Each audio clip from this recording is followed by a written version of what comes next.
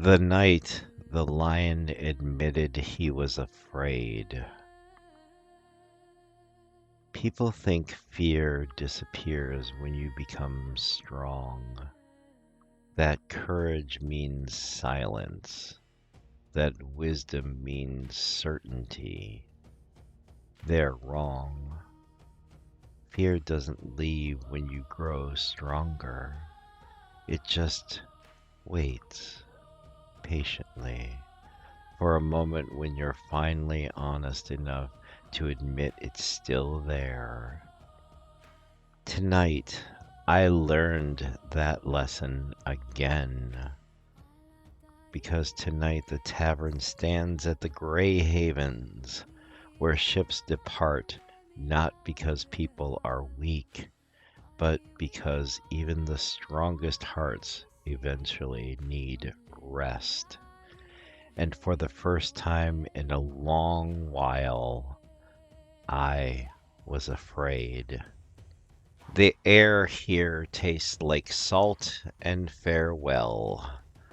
The Grey Havens are quiet in a way that feels intentional, as if even the wind knows better than to raise its voice. Pale stone docks stretch into the silver water, and ships wait with sails furled, patient, never rushing those who are not yet ready to leave. The tavern arrived without ceremony, as it often does.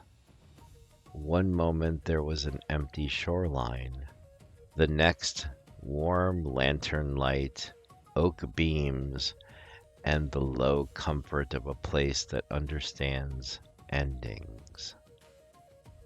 Alex was already inside when I stepped through the door. He always knows when the tavern settles somewhere heavy. They're leaving tonight. The tide's right. I nodded. I know. He set a mug down on the counter. Dark ale, steady and grounding. Alex has a way of offering you what you need without asking if you want it. Outside, I could see figures gathering near the docks. Elves mostly, some silent, some weeping openly, none ashamed of it. That's when I felt it, the fear. Not loud, not panicked, just present. The kind that wraps around your ribs and reminds you that you care. I have guided countless travelers through this tavern. I have spoken about courage, loss, endurance, and hope.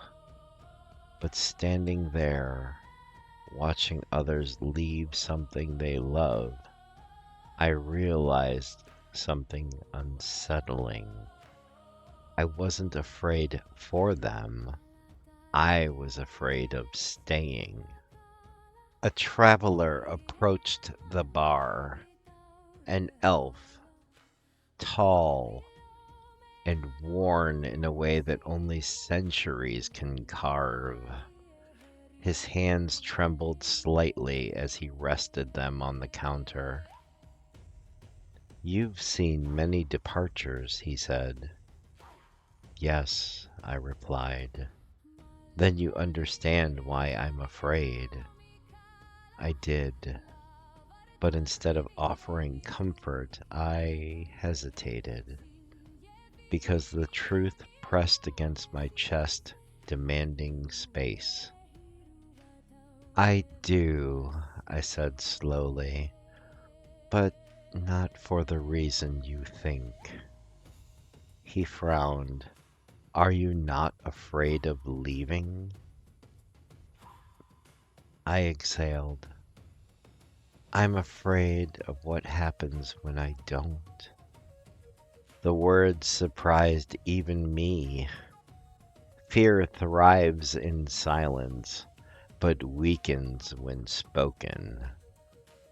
I told him the truth. That strength had taught me how to endure, but not always how to rest. That people often came to me because I seemed unshakable, and I had the expectation to harden around me like armor. I had mistaken being relied upon for being vulnerable.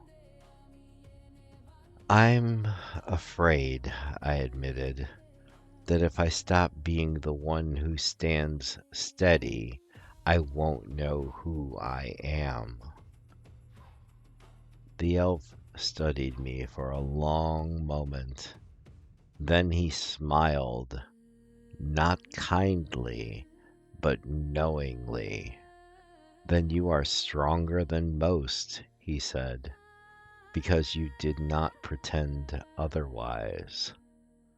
Across the room, Alex pretended not to listen, the way he always does when he's listening the most.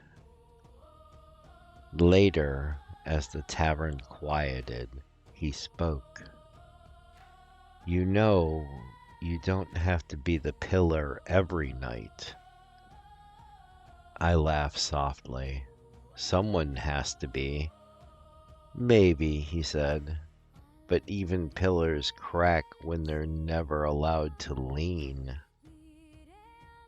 That stayed with me.